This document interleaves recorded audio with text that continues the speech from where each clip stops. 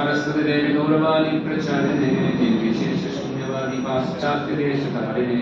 जय श्री कृष्ण चैतन्य प्रभु नित्यानंद श्री अद्वैत गदाधर श्रीवासादि गौर भक्तवृंद। हरे कृष्णा कृष्णा कृष्णा हरे हरे, हरे राम राम राम हरे हरे। हरे Krishna.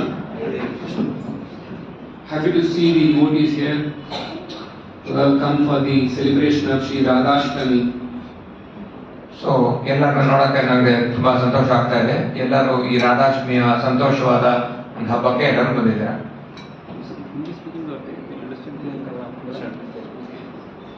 So today is Shri Radhashtami. ಇವತ್ತು Radhashtami. What is special about Shri Radhashtami? ರಾಧಾಷ್ಟಮಿಯ ವಿಶೇಷತೆ ಏನು? ಯಾರಾದ್ರೂ ಹೇಳ್ತೀರಾ? In a simple way we can say today is the appearance day of Srimati Radharani. ಸರಳವಾಗಿ ಹೇಳೋದಾದ್ರೆ ಇವತ್ತು ರಾಧಾರಾಣಿ ಅವರ ಆವಿರ್ಭಾವ ಮಹೋತ್ಸವ. But who is Srimati Radharani? Radharani ಯಾರು? Srila Prabhupada has written a book called Krishna. Srila ಪ್ರಭುಪಾದರು Krishna ಅನ್ನೋ ಒಂದು ಪುಸ್ತಕವನ್ನ ಬರೆದಿದ್ದಾರೆ. And in that front cover there is a painting of Shri Shri Radha Krishna. ಆ ಪುಸ್ತಕದ ಮುಖಪುಟದಲ್ಲಿ ರಾಧಾಕೃಷ್ಣರ ಚಿತ್ರ ಇದೆ. Prabhupada he broadcasted this knowledge of Krishna book in the Western world first. So people they naturally inquired, who is the girl standing with Shri Krishna? ಈ Krishna book ಅನ್ನ ಪಾಶ್ಚಾತ್ಯ ದೇಶದಲ್ಲಿ ಮೊದಲನೇ ಬಾರಿ ಪ್ರಭುಪಾದರು print ಮಾಡಿದಾಗ ಎಷ್ಟೋ ಜನಕ್ಕೆ ಆಶ್ಚರ್ಯ ಆಯಿತು. ಕೃಷ್ಣನ ಜೊತೆಗೆ ನಿಂತ್ಕೊಂಡಿರೋ ಈ ಹುಡುಗಿ ಯಾರು ಅಂತ. So naturally Srimati Radharani is the eternal consort of Lord Shri Krishna. So Radharani ಕೃಷ್ಣನ ಸನಾತನ ಅಥವಾ ಯಾವಾಗಲೂ ಇರ್ತಕ್ಕಂತಹ ಒಬ್ಬ ವ್ಯಕ್ತಿ. We can speak about Krishna. ನಾವು ಕೃಷ್ಣನ ಬಗ್ಗೆ ಮಾತಾಡಬಹುದು. I don't know whether I am qualified to speak about Srimati Radharani. ನನಗೆ ಶ್ರೀಮತಿ ರಾಧಾರಾಣಿ ಅವರ ಬಗ್ಗೆ ಮಾತಾಡೋದಕ್ಕೆ ಅರ್ಹತೆ ಇದೆಯೋ ಇಲ್ವೋ ಗೊತ್ತಿಲ್ಲ. It is the mercy of Guru and Gauranga that we are qualified to speak and hear about Krishna. ಗುರು ಮತ್ತೆ ಗೌರಾಂಗರ ಕೃಪೆಯಿಂದ ನಾವು ರಾಧಾಕೃಷ್ಣರ ಬಗ್ಗೆ ಮಾತಾಡೋದಕ್ಕೆ ನಮಗೆ ಈ ಒಂದು ಅವಕಾಶ ಸಿಗ್ತಾ ಇದೆ. But to hear about Srimati Radharani, we need more mercy and more qualification so that we can speak about the glories of Srimati Radharani.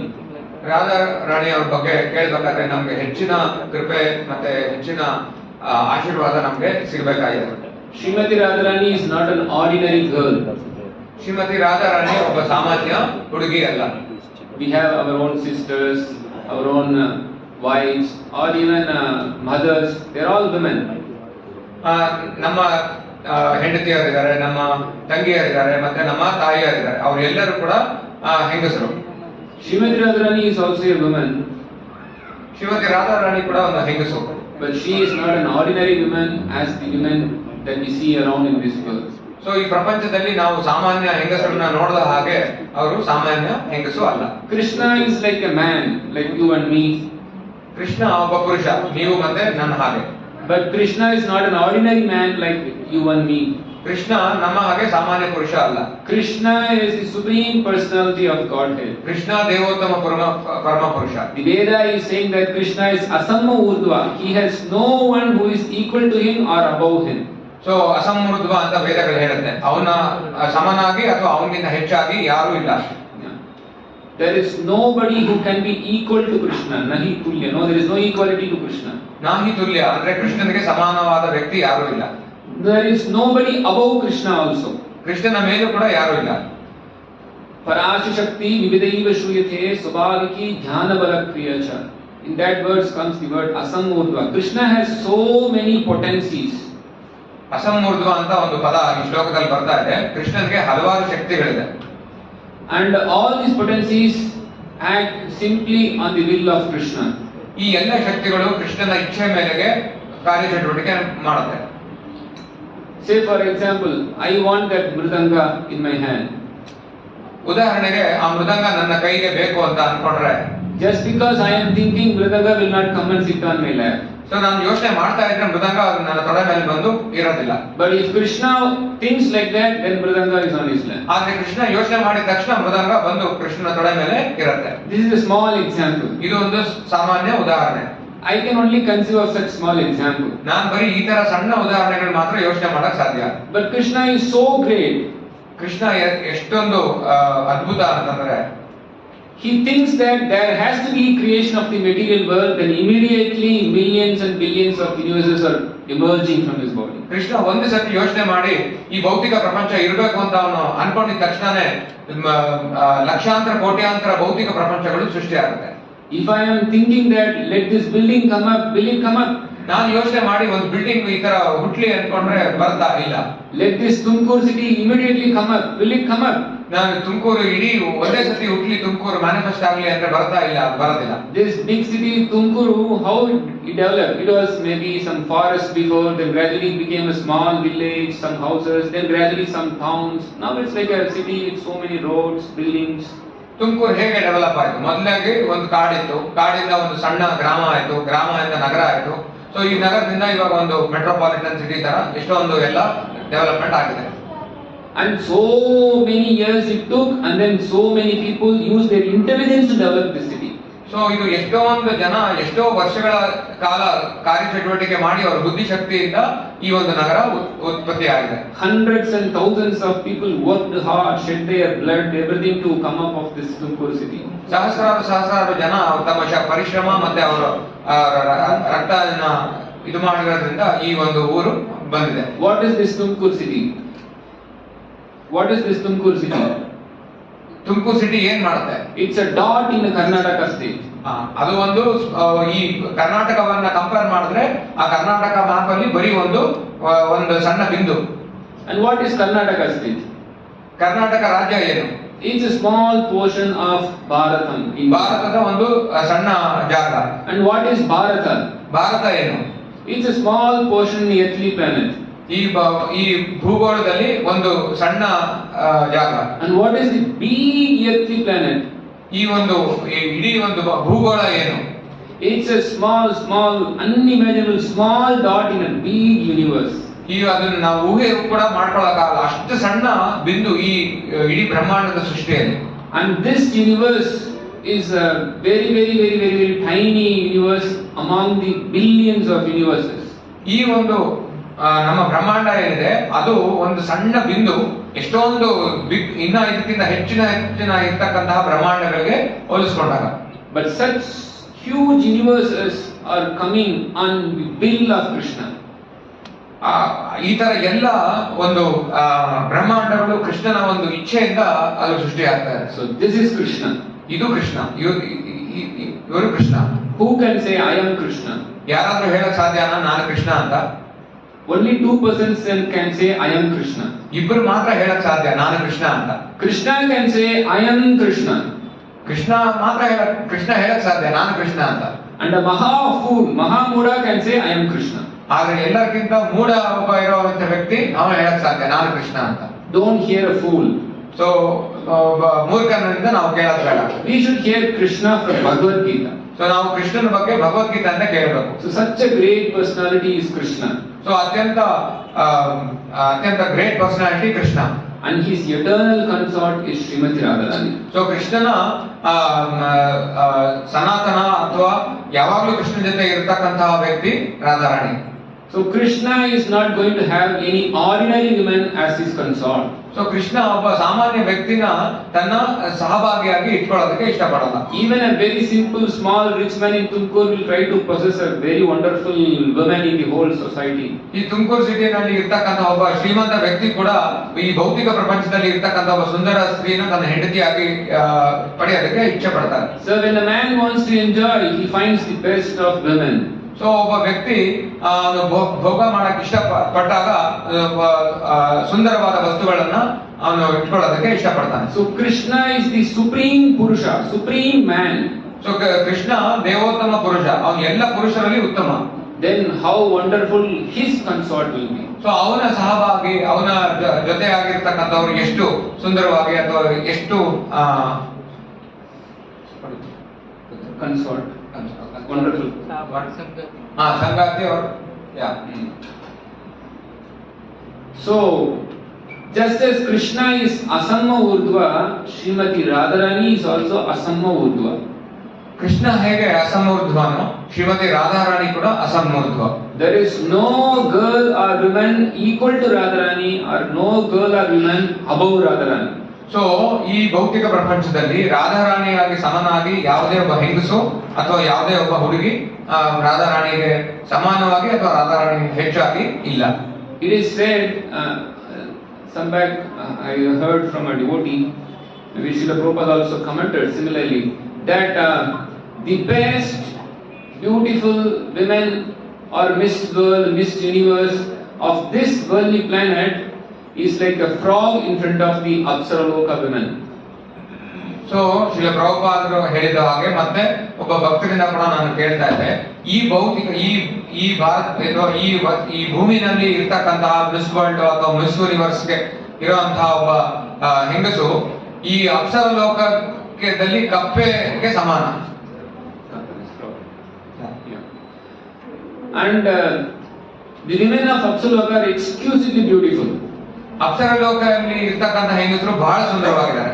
But even the best of women of Apsaraloka, they cannot be compared to the even more higher regions of the universe. So Apsara ಲೋಕದಲ್ಲಿ ಇರತಕ್ಕಂತ ಹೆಂಗಸರು ಅವರು ಇನ್ನ ಮೇಲೆ ಲೋಕಗಳಲ್ಲಿ ಇರ್ತಕ್ಕಂತಹ ಹೆಂಗಸರಿಗೆ ಅವರು ಬಹಳ ಕೆಳಮಟ್ಟದಲ್ಲಿದ್ದಾರೆ. Ramba, Menaka, Urvasi, they're all not comparable to the beauty of the higher regions of the Apsaraloka. So ಇನ್ನ ಅಪ್ಸರ ಲೋಕದಿಂದ ಬಿಟ್ಟು ಇನ್ನ ಮೇಲೆ ಇರ್ತಕ್ಕಂತಹ ಲೋಕಗಳಿಗೆ ಹೋಲಿಸಿದಾಗ ರಂಭ, ಊರ್ವಶಿ, ಮೇನಕೆ ಇವರೆಲ್ಲ ಕೂಡ ಅವರು ಇದಕ್ಕೆ ನಾವು ಕಂಪೇರ್ ಮಾಡಕ್ಕೆ ಆಗಲ್ಲ. Indra, he enjoys the beautiful women, so he has Sachi as his wife. So Indra ಈ ಎಲ್ಲ ಇಂಥ ಸುಂದರ ಸ್ತ್ರೀಯರನ್ನ ಅವನು ಭೋಗಿಸ್ತಾನೆ, ಅವನ ಸಂಗಾತಿ Sachi. But Sachi Devi is also nowhere near to the higher women. So Sachi Devi ಕೂಡ ಇನ್ನ ಉನ್ನತ ಮಟ್ಟದಲ್ಲಿ ಇರ್ತಕ್ಕಂತಹ ಸ್ಥಾನಗಳಿಗೆ ಅವರು ಇನ್ನ ತಳಮಟ್ಟದಲ್ಲೇ ಇದ್ದಾರೆ ಅಂತ ಹೇಳ್ಬೋದು. And then we have the Saraswati, Uma, they're all wonderful women with exquisite character also.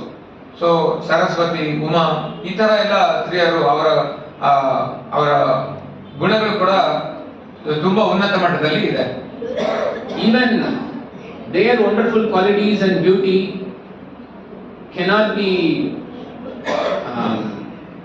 what we can say. Even their excellent marvelous qualities and their exquisite beauty is still much below the beautiful Lakshmi Devi. So ಅವರ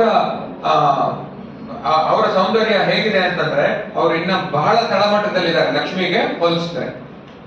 So Lakshmi Devi is residing in Vaikuntha Loka with Lord Narayan. Lakshmi Devi ಎಲ್ಲಿ ಇರ್ತಾರೆ ಅಂತಂದ್ರೆ ನಾರಾಯಣನ ಜೊತೆಗೆ ಅವರು ಇರ್ತಾರೆ. But even the Vaikuntha Vasis, they're all so much happy to have the breeze that has been coming from the breath of Srimati Radharani. So Vaikuntha ವಾಸಿಗಳಲ್ಲಿ ಇರೋರಿಗೆ ಯಾವುದು ಆಹ್ಲಾದವನ್ನ ನೀಡುತ್ತೆ ಅಂತಂದ್ರೆ ರಾಧಾರಾಣಿಯ ಉಸಿರಾಡುವಂತ ಒಂದು ಉಸಿರು ಏನಿದೆ ಅದು ಅವರಿಗೆ ವೈಕುಂಠದಲ್ಲಿ ಇರೋರಿಗೆ ತಂಪನ್ನ ಉಂಟು ಮಾಡುತ್ತೆ. So more than Vaikuntha Loka is Dwaraka Loka, where Krishna is living with his queens, 16,108 queens. Vaikuntha ಲೋಕದಕ್ಕಿಂತ ಇನ್ನ ಮೇಲೆ ದ್ವಾರಕ ಲೋಕ ಇದೆ. ಆ ದ್ವಾರಕ ಲೋಕದಲ್ಲಿ Krishna 16,000 ರಾಣಿಯರೊಂದಿಗೆ ಅವನಲ್ಲಿದ್ದಾನೆ. And these queens glorify the wonderful gopis of Brajabhumi, Vrindavan. ಈ ರಾಣಿಯರು ಬ್ರಜಭೂಮಿನಲ್ಲಿ ಇರ್ತಕ್ಕಂತಹ ಗೋಪಿಯರನ್ನ ಅವರು ಕೊಂಡಾಡ್ತಾರೆ. And these gopis of Vrindavan, they're all servants of that great Srimati Radharani. So ಇವರು ಎಲ್ಲ ಗೋಪಿಯರು ಯಾರು ವೃಂದಾವನದಲ್ಲಿ ಇರ್ತಕ್ಕಂತಹ ಗೋಪಿಯರೆಲ್ಲ ಶ್ರೀಮತಿ ರಾಧಾರಾಣಿಯ ಸೇವಕರು. So this is Srimati Radharani. She is the best of all women ever existing in the whole creation. So ಇವರು ಶ್ರೀಮತಿ ರಾಧಾರಾಣಿ. ಈ ಇಡೀ ಸೃಷ್ಟಿಯಲ್ಲಿ ಯಾರು ಅತ್ಯಂತ ಉನ್ನತ ಮಟ್ಟದಲ್ಲಿ ಇರ್ತಕ್ಕಂಥವ್ರು ಅಂತಂದ್ರೆ ಅವರು Shrimati Radharani. and she is the personal consort of Krishna. So ಅವರು ಕೃಷ್ಣರ ಸಖಿ ಅಥವಾ ಆತ್ಮ ಸಖಿ. We can speak about Krishna because he is the supreme controller, he is the proprietor. So ಕೃಷ್ಣನ ಬಗ್ಗೆ ನಾವು ಮಾತಾಡಬಹುದು. ಕೃಷ್ಣನೇ ಎಲ್ಲರ ಒಡೆಯ ಮತ್ತೆ ಕೃಷ್ಣನೇ ಎಲ್ಲರ ನಿಯಂತ್ರಕ. In fact, we have to hear about Krishna. ನಾವು ನಿಜವಾಗ್ಲೂ ನಾವು ಕೃಷ್ಣನ ಬಗ್ಗೆ ಕೇಳಬೇಕು. ಶೃಣ್ವತಾಂ ಸಕಲ ಕೃಷ್ಣ ಪುಣ್ಯ ಶ್ರವಣ ಕೀರ್ತನ ಹೃದಯಂತಸ್ಯ ಭದ್ರಾಣಿ ವಿದೂನೋತಿ ಸುಹೃತ್ಸತಾ. By hearing Krishna from Srimad Bhagavatam, all the contaminated desires, impurities in our heart becomes nullified. So ಈ ಶ್ಲೋಕದ ಪ್ರಕಾರ ಹೇಳಬೇಕು ಅಂತಂದ್ರೆ ಕೃಷ್ಣನ ಬಗ್ಗೆ ನಾವು ಕೇಳ್ತಾ ಇದ್ರೆ ನಮ್ಮ ಹೃದಯದಲ್ಲಿ ಇರ್ತಕ್ಕಂತಹ ಎಲ್ಲ ಕಲ್ಮಶಗಳು ನಾಶವಾಗ್ತಾ ಹೋಗುತ್ತೆ. It's natural for us to hear about a great personality. So ನಮಗೆ ಸ್ವಾಭಾವಿಕ ನಮ್ಮ ವ್ಯಕ್ತಿತ್ವ ಹೇಗೆ ಅಂತಂದ್ರೆ ನಾವು ಬೇರೆಯವ್ರ ಬಗ್ಗೆ ಕೇಳುವಂತ ಒಂದು ಹಂಬಲ ನಮ್ಮಲ್ಲಿ ಇದ್ದೇ ಇರುತ್ತೆ. I do not know much about the celebrities of Karnataka. ನನಗೆ ಈ ಕರ್ನಾಟಕದಲ್ಲಿ ಇರ್ತಕ್ಕಂತಹ ಸೆಲೆಬ್ರಿಟಿಗಳ ಬಗ್ಗೆ ಗೊತ್ತಿಲ್ಲ. Maybe some cine actor or Tejasvi Surya, whom we have heard in Tamil Nadu also. So Tejasvi Surya ಅವ್ರ ಬಗ್ಗೆ ನಾವು ಅಲ್ಲೂ ತಮಿಳುನಾಡಲ್ಲೂ ಕೇಳಿದ್ದೀವಿ. He is a very powerful orator. He speaks nicely. ಅವರು ತುಂಬಾ ವಾಗ್ಮಿ, ಅವರು ತುಂಬಾ ಚೆನ್ನಾಗಿ ಮಾತಾಡ್ತಾರೆ. He manages the government things very nicely. ಅವರು ಸರ್ಕಾರದಲ್ಲಿ ಬಹಳ ಚೆನ್ನಾಗಿ ಕೆಲಸ ಮಾಡ್ತಾರೆ. He is a genuine person, real person, compassionate. So ಅವರು ಒಬ್ಬ ನೈಜ ವ್ಯಕ್ತಿ, ಬೇರೆಯವರಿಗೆ ಅವರು ಕೃಪೆಯನ್ನ ಅವರು ಇಟ್ಕೊಂಡಿರ್ತಾರೆ. He has administrative skills. Like that, I can speak so much about him. So ನಾನು ಅವ್ರ ಬಗ್ಗೆ ಹಲವಾರು ವಿಷಯಗಳನ್ನ ಹೇಳ್ಬೋದು. It is natural for all the citizens to hear about such a personality also. So ಎಲ್ಲರಿಗೂ ಸ್ವಾಭಾವಿಕವಾಗಿ ಆ ಕುತೂಹಲ ಇದ್ದೇ ಇರುತ್ತೆ. But is it proper to hear about his wife? So ಅವರ ಹೆಂಡತಿ ಬಗ್ಗೆ ಕೇಳೋದು ಅದು ಸರಿನಾ? We can only hear who is his wife. ಅವರು ಹೆಂಡತಿ ಯಾರು ಅಂತ ನಾವು ಕೇಳಬಹುದು. But their personal relationship we cannot enter. So ಅವರ ಸ್ವಯಂ ಜೀವನದ ಬಗ್ಗೆ ನಾವು ಅವರ ವ್ಯಕ್ತಿತ್ವದ ಬಗ್ಗೆ ನಾವು ಕೇಳಕ್ಕಾಗಲ್ಲ. Those are all internal affairs of Tejasvi Surya. So ಅದು ಅವರ ವ್ಯಕ್ತಿಗತ ಅವರ ವೈಯಕ್ತಿಕ ಜೀವನ. Similarly, for a very ordinary person, some 5 years he will be ruling. For him, we cannot enter his internal affairs. Then Krishna, who is supreme personality of Godhead, how we can enter his internal affairs? So ಒಬ್ಬ ಸಾಮಾನ್ಯ ಎಂಪಿಯ ಅಥವಾ ಬೇರೆ ಪರ್ಸನಾಲಿಟಿಯ ಒಂದು 5 ವರ್ಷ ಇರ್ತಕ್ಕಂತಹ ಒಬ್ಬರ ಬಗ್ಗೆ ಅವರ ವೈಯಕ್ತಿಕ ಜೀವನದ ಬಗ್ಗೆ ನಾವು ಕೇಳೋದು ಹೇಗೆ ಅಪರಾಧ ಆಗ್ತೋ, ಆದ್ರೆ ಕೃಷ್ಣನ ವೈಯಕ್ತಿಕ ಪರ್ಸನ್ ಬಗ್ಗೆ ನಾವು ಕೇಳೋದು ಎಷ್ಟು ತಪ್ಪಾಗುತ್ತೆ. So one has to be qualified to hear about Srimati Radharani and her activities with Krishna. So ಒಬ್ಬರಿಗೆ ಅರ್ಹತೆ ಇರಬೇಕು ಶ್ರೀಮತಿ ರಾಧಾರಾಣಿ ಮತ್ತೆ ರಾಧಾರಾಣಿಯ ಕಾರ್ಯಚಟುವಟಿಕೆಗಳ ಬಗ್ಗೆ ತಿಳ್ಕೊಳ್ಳೋದಕ್ಕೆ. When you become an inner circle of Tejasvi Surya, then you will know about everything about his family affairs. Tejasvi ಸೂರ್ಯ ಅವರ ಹತ್ತಿರದ ನಿಕಟವರ್ತಿ ಆದ್ರೆ ಮಾತ್ರ ಅವರ ವೈಯಕ್ತಿಕ ಜೀವನ ಗೊತ್ತಾಗುತ್ತೆ. So if you are becoming very close with Tejasvi Surya, then you can know all his internal affairs. So ತೇಜಸ್ವಿ ಸೂರ್ಯ ಅವರ ಹತ್ರ ಆದಾಗ ಮಾತ್ರ ಅವರ ವೈಯಕ್ತಿಕ ಜೀವನದ ಬಗ್ಗೆ ಕಾರ್ಯಚಟುವಟಿಕೆ ಬಗ್ಗೆ ಅರ್ಥ ಆಗುತ್ತೆ. So first we should all hear about Krishna, become very close with him, establish relationship with him. Then gradually we will be able to understand the internal affairs of Sri Krishna. So ಮೊದಲನೇದಾಗಿ ನಾವು ಕೃಷ್ಣನ ಬಗ್ಗೆ ತಿಳ್ಕೋಬೇಕು. ಕೃಷ್ಣನ ಬಗ್ಗೆ ತಿಳ್ಕೊಳ್ತಾ ಇದ್ರೆ ಕೃಷ್ಣನ ಆಂತರಿಕ ಜೀವನದ ಬಗ್ಗೆ ಅರ್ಥ ಆಗ್ತಾ ಹೋಗುತ್ತೆ. So this is very important. This tattva of Srimati Radharani is very important. Shrimati ರಾಧಾರಾಣಿಯ ಈ ತತ್ವ ಬಹಳ ಮಹತ್ವದ್ದು. You should know that how one should properly approach all these things. So ಒಬ್ಬರಿಗೆ ಚೆನ್ನಾಗಿ ಅರ್ಥ ಮಾಡ್ಕೋಬೇಕು ಈ ಎಲ್ಲ ತತ್ವಗಳನ್ನ ಹೇಗೆ ನಾವು ಅಪ್ರೋಚ್ ಮಾಡಬಹುದು. We should not directly jump into the pastimes of the Radha Krishna. So ನಾವು ಡೈರೆಕ್ಟ್ ಆಗಿ ರಾಧಾ ಕೃಷ್ಣರ ಒಂದು ಲೀಲೆ ಏನಿದೆ ಅದಕ್ಕೆ ನಾವು ಡೈರೆಕ್ಟ್ ಆಗಿ ಹೋಗಬಾರ್ದು ಅಂತ ಜಂಪ್ ಮಾಡಬಾರ್ದು. So we should hear about Krishna, and then while hearing about Krishna purify ourselves, then we can come to know about all these things. ನಾವು ಮೊದಲನೇದಾಗಿ ಕೃಷ್ಣನ ಬಗ್ಗೆ ಚೆನ್ನಾಗಿ ತಿಳ್ಕೋಬೇಕು. ಕೃಷ್ಣನ ಬಗ್ಗೆ ತಿಳ್ಕೊಳ್ತಾ ನಾವು ಶುದ್ಧಿ ಆಗ್ತಾ ಹೋದಾಗ ಮತ್ತೆ ರಾಧಾಕೃಷ್ಣರ ಒಂದು ಕಾರ್ಯಚಟುವಟಿಕೆ ಏನಿದೆ ಅದು ಅರ್ಥ ಆಗ್ತಾ ಹೋಗುತ್ತೆ. So I am seeing so many people here, so who are all regularly coming here for this program? So ಈ ಕಾರ್ಯಕ್ರಮಕ್ಕೆ ನಾನು ಎಷ್ಟೋ ಜನ ನಾನು ನೋಡ್ತಾ ಇದ್ದೀನಿ, ಯಾರು ರೆಗ್ಯುಲರ್ ಆಗಿ ಈ ಕಾರ್ಯಕ್ರಮಕ್ಕೆ ಬರ್ತಾ ಇದ್ದೀರಾ? ಯಾರ್ಯಾರು ರೆಗ್ಯುಲರ್ ಆಗಿ ಬರ್ತಾ ಇದ್ದೀರಾ ಕೈ ಎತ್ತಿ. Almost all of them. Almost all of them. Okay, very good. So you would have heard about something about Krishna. So ಎಲ್ಲರೂ ಕೃಷ್ಣನ ಬಗ್ಗೆ ಏನಾದ್ರು ಕೇಳಿರ್ಬೋದಲ್ಲ? We recently celebrated Janmashtami. So ನಾವು ರೀಸೆಂಟ್ ಆಗಿ ಜನ್ಮಾಷ್ಟಮಿ ಸೆಲೆಬ್ರೇಟ್ ಮಾಡಿದ್ವಿ. And after that Ashtami is over, we are celebrating Radhashtami. So Ashtami ಆಯ್ತು, ಮತ್ತೆ ಇವಾಗ ರಾಧಾಷ್ಟಮಿ ಬಂದಿದೆ. So this Janmashtami of Krishna, Radhashtami of Srimati Radharani, where it is present? So Janmashtami ಮತ್ತೆ ರಾಧಾಷ್ಟಮಿ ಇದು ಎಲ್ಲಿದೆ? Is present in a literature called Srimad Bhagavatam. ಇದನ್ನ ಎಲ್ಲಿ ಹೇಳಿದ್ದಾರೆ ಅಂತಂದ್ರೆ ಇದು ಒಂದು ಗ್ರಂಥದಲ್ಲಿ ಹೇಳಿದ್ದಾರೆ. Definitely, Shrimad Bhagavata. definitely everybody will be having Srimad Bhagavad Gita. ಎಲ್ಲರ ಹತ್ರ ಭಗವದ್ಗೀತೆ ಇದೆಯಾ?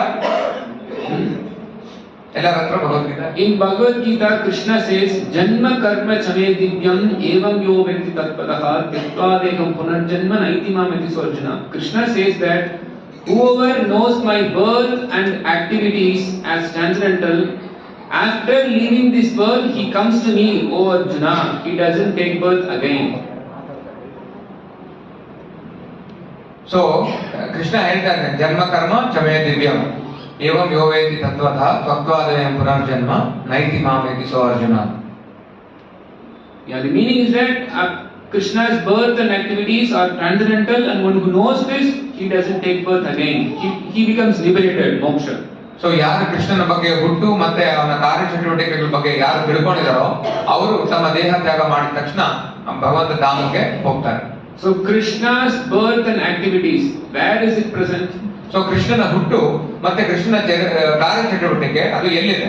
Krishna is saying that one should hear about my birth and activities, then you will become liberated. So Krishna ಹೇಳ್ತಾ ಇದ್ದಾನೆ, ಒಬ್ಬ ನನ್ನ ಹುಟ್ಟು ಮತ್ತೆ ನನ್ನ ಕಾರ್ಯಚಟುವಟಿಕೆಗಳ ಬಗ್ಗೆ ತಿಳ್ಕೊಂಡ್ರೆ ಅವರಿಗೆ ಮೋಕ್ಷ ಸಿಗತ್ತೆ ಅಂತ. And Krishna's birth and activities are present in Srimad Bhagavatam only. So ಕೃಷ್ಣನ ಹುಟ್ಟು ಮತ್ತೆ ಕೃಷ್ಣನ ಕಾರ್ಯಚಟುವಟಿಕೆ ಶ್ರೀಮದ್ ಭಾಗವತದಲ್ಲಿ ಮಾತ್ರ ಹೇಳಲಾಗಿದೆ. In many other places it is there, but exclusively present in Srimad Bhagavatam. ಬೇರೆ ಕಡೆ ಅದು ಇದೆ, ಬಟ್ ಆದ್ರೆ ಭಾಗವತದಲ್ಲಿ ಅದು ತೀವ್ರವಾಗಿ ಮತ್ತೆ ದೀರ್ಘವಾಗಿ ಅದನ್ನ ಹೇಳಲಾಗಿದೆ. And we are discussing about Srimati Radharani here. ಮತ್ತೆ ಶ್ರೀಮತಿ ರಾಧಾರಾಣಿಯರ ಬಗ್ಗೆ ನಾವು ಚರ್ಚೆ ಮಾಡ್ತಾ ಇದ್ದೀವಿ. Srimati Radharani also is present in Srimad Bhagavatam. Shrimati Radharani ಕೂಡ ಶ್ರೀಮದ್ ಭಾಗವತದಲ್ಲಿ ಇದ್ದಾರೆ. It is said that the discussion of Shri Radha Krishna happens after liberation. So ಏನ್ ಹೇಳಲಾಗಿದೆ ಅಂತಂದ್ರೆ ಶ್ರೀ ಕೃಷ್ಣ ಮತ್ತೆ ರಾಧಾರಾಣಿಯ ಚರ್ಚೆ ಅರ್ಥ ಮಾಡ್ಕೊಳ್ಳೋದು ನಮ್ಮ ಮುಕ್ತಿ ಆದ್ಮೇಲೆ. Now we are in conditional life. Now we cannot hear about these things. ನಾವು ಇವಾಗ ಬದ್ಧ ಜೀವನದಲ್ಲಿ ನಾವಿದೀವಿ, ನಾವು ಇದ್ರ ಬಗ್ಗೆ ನಾವು ಕೇಳೋದಕ್ಕೆ ಆಗೋದಿಲ್ಲ. We hear about Krishna, purify ourselves, then gradually we can enter into those pastimes. So ನಾವು ಮೊದಲನೇದಾಗಿ ಕೃಷ್ಣನ ಬಗ್ಗೆ ಕೇಳಬೇಕು, ಶುದ್ಧ ಆಗ್ಬೇಕು, ಮತ್ತೆ ಅದಾದ್ಮೇಲೆ ಕೃಷ್ಣನ ಲೀಲೆ ಬಗ್ಗೆ ನಾವು ತಿಳ್ಕೋಬಹುದು. That's why to hear about Krishna, you have to go through almost 9 volumes of Srimad Bhagavatam. So ಕೃಷ್ಣನ ಬಗ್ಗೆ ನಾವು ತಿಳ್ಕೋಬೇಕಾದ್ರೆ ಶ್ರೀಮದ್ ಭಾಗವತದ 9 ಸ್ಕಂದಗಳನ್ನ ದಾಟದ ಮೇಲೆ ನಮಗೆ ಕೃಷ್ಣನ ಲೀಲೆ ಸಿಗತ್ತೆ. Then in the 10th canto we hear about Krishna. So 10ನೇ ಸ್ಕಂದದಲ್ಲಿ ಕೃಷ್ಣನ ಬಗ್ಗೆ ನಾವು ತಿಳ್ಕೋಬಹುದು. Then if you go further, then there is a mention of Srimati Radharani in Bhagavatam. So ಅಲ್ಲಿಂದ ಬಿಟ್ಟು ಮುಂದೆ ಹೋಗ್ತಾ ಇದ್ರೆ ಅಲ್ಲಿ ಶ್ರೀಮತಿ ರಾಧಾರಾಣಿ ಬಗ್ಗೆ ಅದರ ವಿವರಣೆ ಬರ್ತಾ ಇರುತ್ತೆ. The pastimes of Krishna is very confidential in the Veda. So ಈ ಕೃಷ್ಣನ ಲೀಲೆ ಏನಿದೆ ಅದು ಬಹಳ ಗೌಪ್ಯವಾಗಿದೆ. More confidential is the pastimes of Krishna with Srimati Radharani. ಅದಕ್ಕಿಂತ ಹೆಚ್ಚಿನ ಗೌಪ್ಯ ಯಾವುದು ಅಂತಂದ್ರೆ ರಾಧಾಕೃಷ್ಣರ ಲೀಲೆಗಳೇನಿದೆ ಅದು ಹೆಚ್ಚು ಗೌಪ್ಯವಾಗಿದೆ. The whole Srimad Bhagavatam, 18 volumes, it is a guhyam. It's a very confidential portion of the Shastra. ಈ 18 ವಾಲ್ಯೂಮ್ ಇರತಕ್ಕಂತಹ ಅಥವಾ 12 ಸ್ಕಂದ ಇರತಕ್ಕಂತಹ ಶ್ರೀಮದ್ ಭಾಗವತ ಏನಿದೆ ಅದು ಬಹಳ ಗೌಪ್ಯವಾಗಿದೆ. See, now we had a small fire yajna today. So ನಾವು ಇವಾಗ ಒಂದು ಯಜ್ಞವನ್ನ ಮಾಡಿದ್ವಿ. Many participated in fire yajna. ಎಷ್ಟೋ ಜನ ಇದು ನೀವೆಲ್ಲ ಅದರಲ್ಲಿ ಭಾಗವಹಿಸಿದ್ರಿ. 5000 years back, such a fire yajna was happening. So 5000 ವರ್ಷದ ಹಿಂದೆ ಒಂದು ಈ ತರ ಯಜ್ಞ ನಡೀತಾ ಇತ್ತು. Exactly how after the fire yajna, now we are speaking about Bhagavatam. 5000 years before there was a fire yajna, then after that Bhagavatam was spoken. So ಇದೇ ತರ ಯಜ್ಞ ಒಂದು ನಡೀತಾ ಇತ್ತು 5000 ವರ್ಷದ ಹಿಂದೆ. ಆ ಯಜ್ಞ ಆಗಿದ ತಕ್ಷಣ ಶ್ರೀಮದ್ ಭಾಗವತದ ಪ್ರವಚನ ಶುರುವಾಯಿತು. This fire yajna we are doing for the pleasure of Krishna. So ಈ ಯಜ್ಞನ ಕೃಷ್ಣನ ಸಂತೃಪ್ತಿಗೋಸ್ಕರ ನಾವು ಮಾಡ್ತಾ ಇದ್ದೀವಿ. 5000 years back there was also some yajna did for the pleasure of Supreme Lord Yajna Vishnu. So 5000 ವರ್ಷದ ಹಿಂದೆ ದೇವೋತ್ತಮ ಪರಮ ಪುರುಷನ ಇನ್ನೊಂದು ಹೆಸರು ಯಜ್ಞ. ಸೊ ಯಜ್ಞನ ವಿಷ್ಣುವಿನ ಇನ್ನೊಂದು ಹೆಸರು ಯಜ್ಞ. This yajna happened in Naimisharanya. ಈ ಯಜ್ಞ ಎಲ್ಲಿ ನಡೀತು ಅಂತಾನೆ ನೈಮಿಷಾರಣ್ಯದಲ್ಲಿ ನಡೀತು. The rishis of Naimisharanya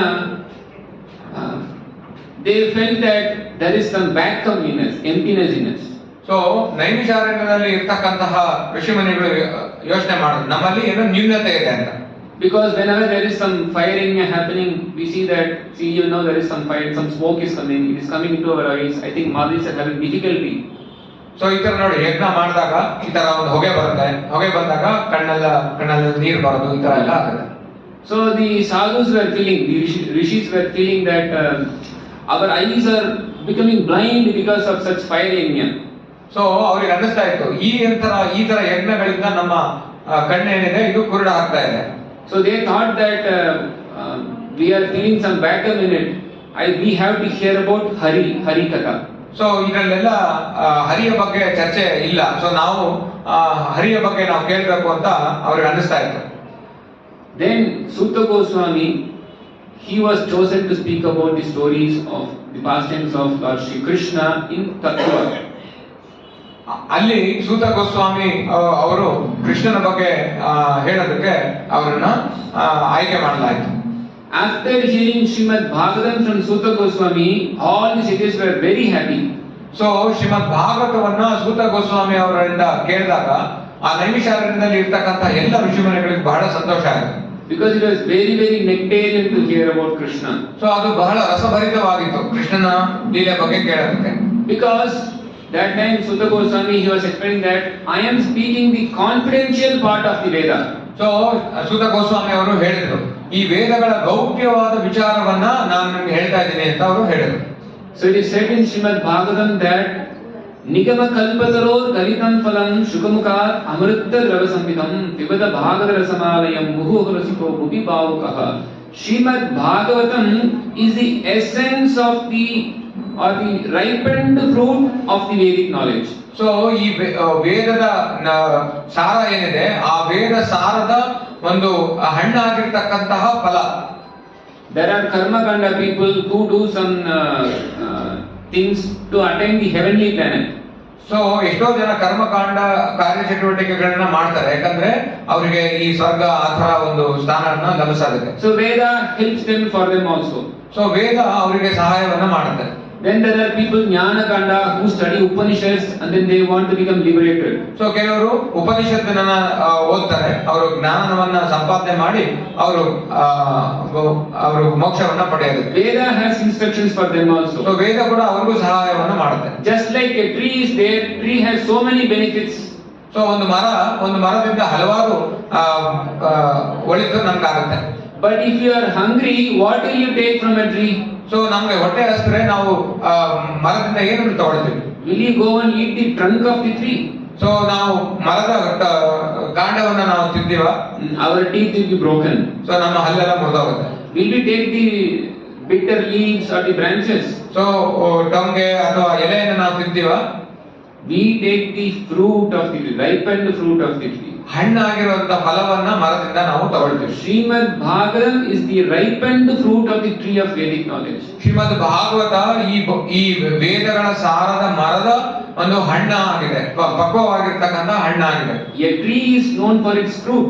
ಒಂದು ಮರವನ್ನ ಆ ಫಲದಿಂದ ಐಡೆಂಟಿಫೈ ಮಾಡ್ತೀವಿ. Similarly, Veda is known to deliver Srimad Bhagavatam. So Veda ಏನ್ ಕೊಡ್ತಾ ಇದೆ, ವೇದ ಅನ್ನೋ ಮರ ಏನ್ ಕೊಡ್ತಾ ಇದೆ ಅಂತಂದ್ರೆ ಅದು ಶ್ರೀಮದ್ ಭಾಗವತವನ್ನ ಕೊಡ್ತಾ ಇದೆ. Now after this fire yajna, we are having this Sankirtana yajna. So ಈ ಒಂದು ಯಜ್ಞ ಆದ್ಮೇಲೆ ನಾವು ಸಂಕೀರ್ತನ ಯಜ್ಞವನ್ನ ನಾವು ಮಾಡ್ತೀವಿ.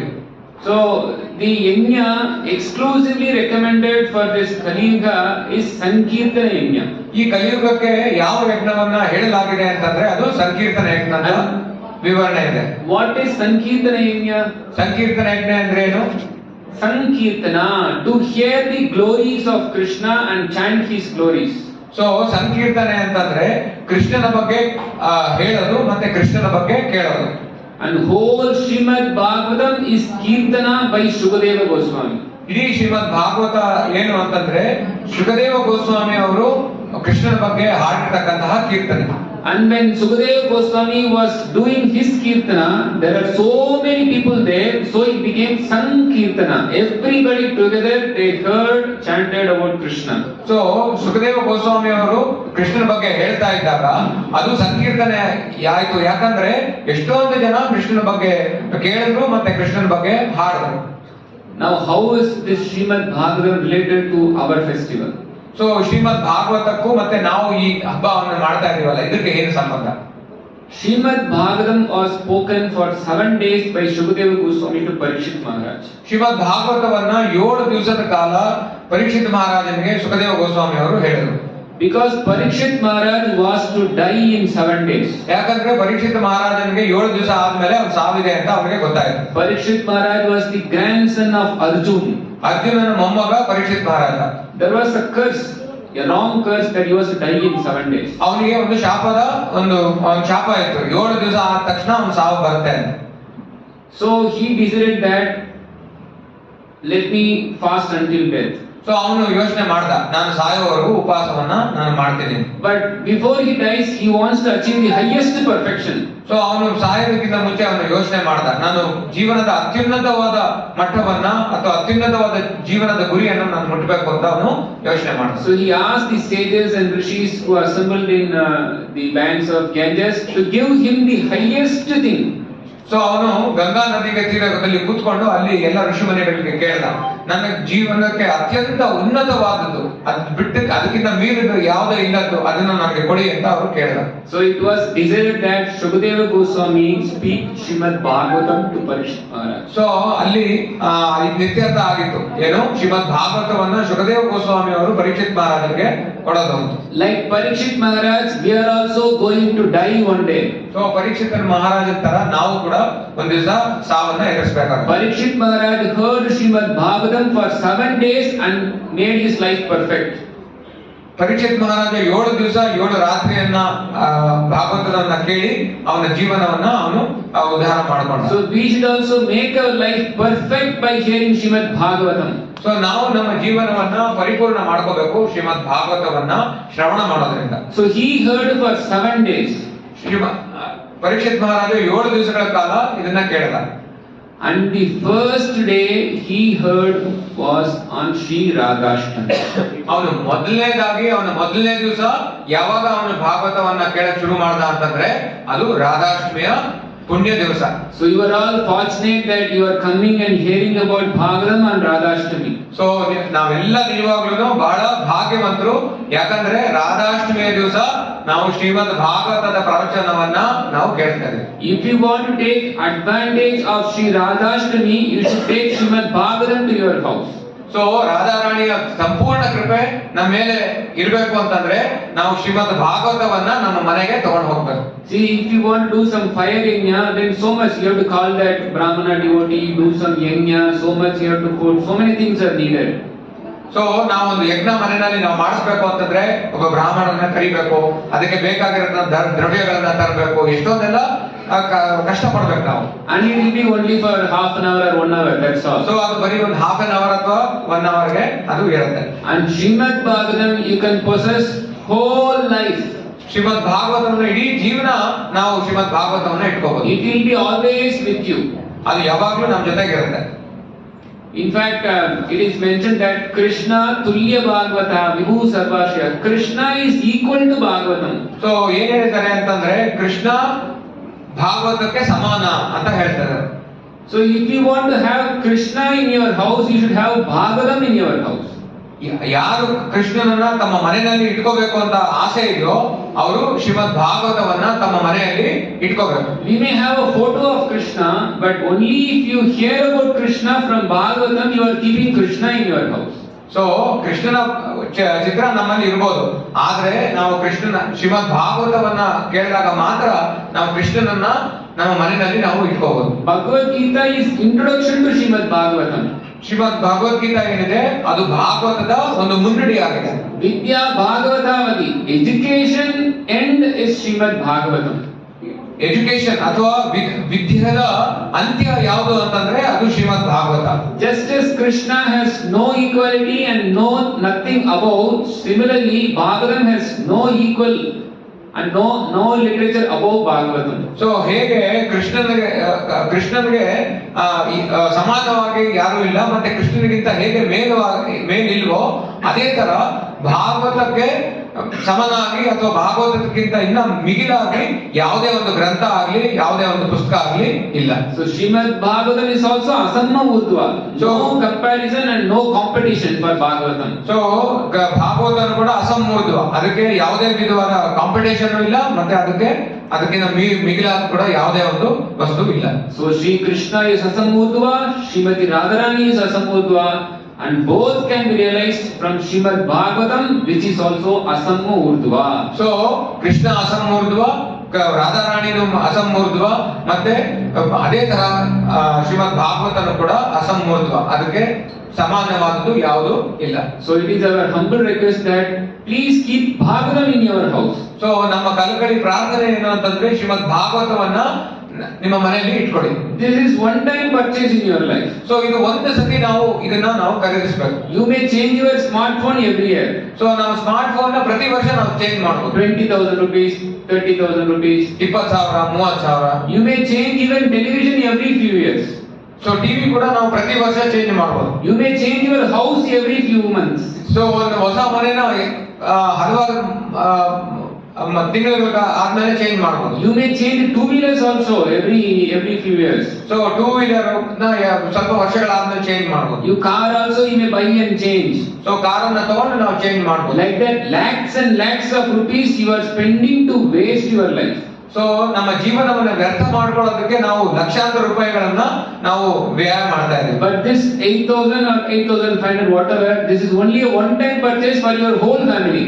ಸೊ ಈ 8 ಅಥವಾ 8,500 ಏನು ನಾವು ಕೊಡ್ತಾ ಇದೀವಿ ಅದು ಇಡೀ ಸಂಸಾರಕ್ಕೆ ಅಥವಾ ಇಡೀ ಕುಟುಂಬಕ್ಕೆ ಅದು help. We cannot actually purchase Bhagavatam. So Srimad ಭಾಗವತವನ್ನ ಕೊಳ್ಳುವಷ್ಟು ಅರ್ಹತೆ ಆಗಲಿ ಅಥವಾ ದುಡ್ಡು ನಮ್ಮ ಹತ್ರ ಇಲ್ಲ. Only printing cost you can give. So ನಾವೇನ್ ಕೊಡ್ಬೋದು ಶ್ರೀಮದ್ ಭಾಗವತಕ್ಕೆ ಅಂತಂದ್ರೆ ಅದನ್ನ ಪ್ರಿಂಟ್ ಮಾಡೋದಕ್ಕೆ ಎಷ್ಟು ಖರ್ಚಾಗುತ್ತೋ ಅದನ್ನ ನಾವು ಕೊಡಬಹುದು. If we have to put royalty or value for knowledge of Bhagavatam, then it is priceless. So ಭಾಗವತದಲ್ಲಿ ಇರ್ತಕ್ಕಂತಹ ಜ್ಞಾನಕ್ಕೆ ನಾವು ಬೆಲೆಯನ್ನ ಕಟ್ಟೋದಕ್ಕೆ ನಾವು ಯೋಚನೆ ಮಾಡಿದ್ರೆ ಅದಕ್ಕೆ ಸಾಧ್ಯನೇ ಇಲ್ಲ. Even billions of Anil Ambanis or Mukesh Ambanis with all their wealth cannot pay even a one word royalty of Srimad Bhagavatam. ಶ್ರೀಮದ್ ಭಾಗವತದ ಒಂದು ಪದಕ್ಕೆ ಇಡೀ ನಮ್ಗೆ ಯಾರು ಅಂಬಾನಿ ಇರ್ಬೋದು ಅಥವಾ ಪ್ರಪಂಚದ ಯಾರು ರಿಚೆಸ್ಟ್ ಪರ್ಸನ್ ಇದ್ದಾರೆ ಅವ್ರ ಎಲ್ಲ ಐಶ್ವರ್ಯವನ್ನು ಹಾಕಿದ್ರೆ ಭಾಗವತದ ಒಂದು ಪದಕ್ಕೆ ಅದು ಸಮಾನ ಆಗೋದಿಲ್ಲ. Only to a sincere person Bhagavatam is happy to come. So ಯಾರಿಗೆ ಅತ್ಯಂತ ಶ್ರದ್ಧೆ ಇದೆಯೋ ಅವ್ರಿಗೆ ಶ್ರೀಮದ್ ಭಾಗವತ ಬರುತ್ತೆ. So Bhagavatam is ready to come. Krishna is ready to come to your house. We should eagerly take Krishna to your house in the form of Bhagavatam. So Krishna ನಮ್ಮ ಮನೆಗೆ ಬರೋದಕ್ಕೆ ready ಆಗಿದ್ದಾರೆ. ಸೊ ಕೃಷ್ಣನ ನಾವು ಮನೆಗೆ ಕರ್ಕೊಂಡು ಹೋಗೋದಕ್ಕೆ ನಾವು ತಯಾರಾಗಬೇಕು. So please take advantage of Srimad Bhagavatam. So Srimad ಭಾಗವತದ ಈ ಒಂದು ವ್ಯವಸ್ಥೆ ಏನಿದೆ ಅದನ್ನ ಅವಕಾಶ ಏನಿದೆ ಅದನ್ನ ನಾವು ತಗೋಬೇಕು. So on this day of Shri Radhashtami, this is our humble request and suggestion that you please take Bhagavatam to your house. So ಇದು ನಮ್ಮ ಸವಿನಯ ಅಥವಾ ನಮ್ರತೆಯ ಪ್ರಾರ್ಥನೆ ಏನು ಅಂತಂದ್ರೆ ಶ್ರೀಮದ್ ಭಾಗವತವನ್ನ ನಿಮ್ಮ ಮನೆಗೆ ಕರ್ಕೊಂಡು ಹೋಗಿ. This is real wealth. So ಇದು ನಿಜವಾದ ಐಶ್ವರ್ಯ. This is wealth for you. So ಇದು ನಿಮಗೆ ಇದು ಐಶ್ವರ್ಯ. For your children. ಸೊ ನಿಮ್ಮ ಮಕ್ಕಳಿಗೆ. For your whole generation of people coming. So ಈ ಇಡೀ ತಲೆಮಾರು ಯಾರ್ಯಾರು ಬರ್ತಾ ಇದ್ದಾರೆ ಅವ್ರಿಗೆಲ್ಲರಿಗೂ ಕೂಡ ಇದು ಒಂದು ಐಶ್ವರ್ಯ. Kaumaran Acharit Prinya Dharman Bhagavataniga. Everyone should hear Srimad Bhagavatam right from their childhood. So ಎಲ್ಲರೂ ಕೂಡ ಶ್ರೀಮದ್ ಭಾಗವತವನ್ನ ತಮ್ಮ ಕೌಮಾರಂ ಅಂತಂದ್ರೆ ತಮ್ಮ ಎಳೆ ವಯಸ್ಸಿನಿಂದನೇ ಶ್ರೀಮದ್ ಭಾಗವತವನ್ನ ಪ್ರವಚನವನ್ನ ಭಾಗವತವನ್ನ ನಾವು ಕೇಳಬೇಕು. So please take Bhagavatam and every day give your ear reading Bhagavatam. So ಪ್ರತಿ ದಿವಸ ನಿಮ್ಮ ಕಿವಿಯನ್ನ ಶ್ರೀಮದ್ ಭಾಗವತ ಶ್ರವಣ ಮಾಡೋದಕ್ಕೆ ನಾವು ಕೊಡಬೇಕು.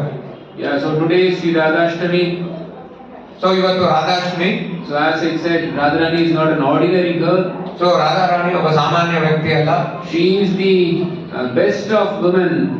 ಸೊ ಎಲ್ಲ ಹೆಂಗಸರಲ್ಲಿ ಅವರು ಅತ್ಯಂತ ಉನ್ನತವಾದ ಹೆಂಗಸು. Anand Chinmaya Rasa Pratibhavitavi. It said in Brahma Samhita that the gopis, Srimati Radharani, they are all internal potency of Krishna. So ಈ ಗೋಪಿಯರು ಮತ್ತೆ ಇವರೆಲ್ಲರೂ ಕೂಡ ಕೃಷ್ಣನ ಅಂತರಂಗ ಶಕ್ತಿ. So let's hear about Krishna and Srimati Radharani from this great literature Srimad Bhagavatam. So Krishna ಮತ್ತೆ ಕೃಷ್ಣನ ಅನುಯಾಯಿಗಳು ಯಾರಿದ್ದಾರೆ, ಅವ್ರ ಸಹಪಾಠಿಗಳಿದ್ದಾರೆ, ಅವ್ರನ್ನೆಲ್ಲರೂ ಕೂಡ ಶ್ರೀಮದ್ ಭಾಗವತದಿಂದ ನಾವು ಕೇಳಬಹುದು. So we have brought some few sets of Srimad Bhagavatam.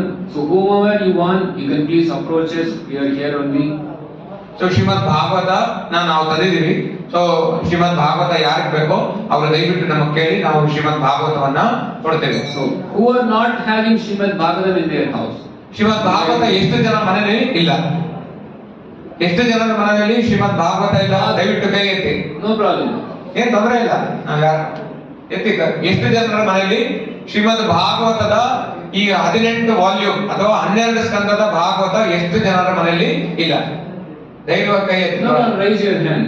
ಎಷ್ಟು ಜನರ ಮನೆಯಲ್ಲಿ ಭಾಗವತ ಇಲ್ಲ? For millions of births we did not have Bhagavatam.